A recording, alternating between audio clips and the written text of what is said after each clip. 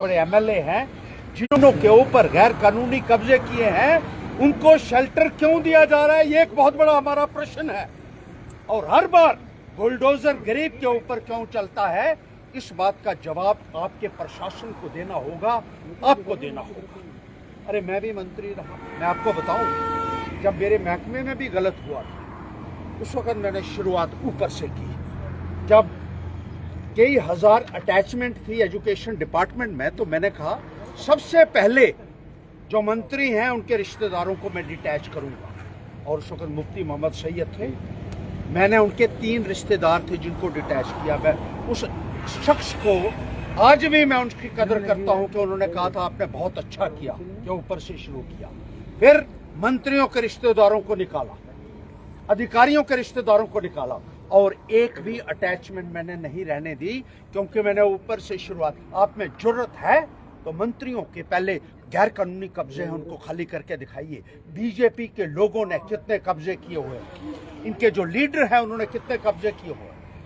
ये एक मिसाल है जो जम्मू की है। मैं आपको बताऊं कि पत्नी टॉप एरिया जो है वहां पे इतना गैर कानूनी कब्जा है कि कोर्ट के आदेशों के बावजूद भी उन कब्जों को नहीं हटाया गया जो सरमाएदारों ने और बीजेपी के लोगों ने किए हुए हैं। एक बीजेपी का नेता है जिसने 3 गैर कानूनी वहां हट्स बनाई हुई हैं। 2 साल से वहां लोगों में शोर है कि अगर गरीब आदमी का कब्जा हटाया गया तो बीजेपी के लीडर का कब्जे को क्यों नहीं हटाया गया। तो वहां का जो फॉरेस्ट अधिकारी है, रेंजर, कहता है कि उसको बुलडोजर नहीं मिला है, उसको जेसीबी नहीं मिली है, तो वो कैसे हटाएगा उनको। 2 साल से उनको बुलडोजर नहीं मिलता है और फिर बाद में इनको अच्छी अच्छी पोस्टिंग मिलती है।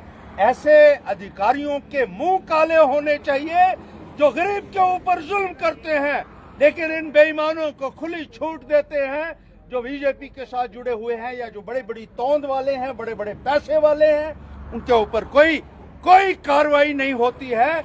इसका संज्ञान गवर्नर महोदय आपको लेना होगा।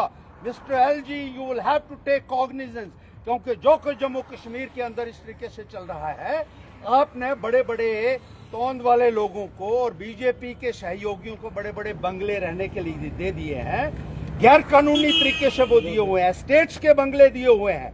लेकिन जो आदमी अपनी झोंपड़ी में रहता था कहीं दूर दराज, उसकी झोंपड़ी के ऊपर आपने बुलडोजर चलाकर जो जुल्म किया है ना, उसके लिए आपको कभी जम्मू कश्मीर का आवाम माफ नहीं करेगा और गरीब शख्स माफ नहीं करेगा।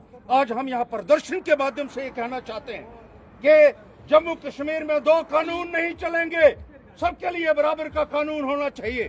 और 3,85,000 कैनाल जो रकबा फॉरेस्ट का जो आप अंक्रोश है, मंत्रियों से शुरुआत कीजिए। बहुत सारे ऐसे मंत्री एमएलए हैं।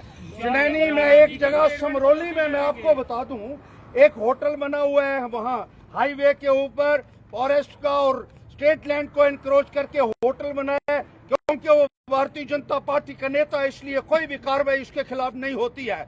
अगर ऐसा ही माहौल रहा तो ये हालात जो हैं अगर खराब हुए तो आप लोग जिम्मेदार होंगे।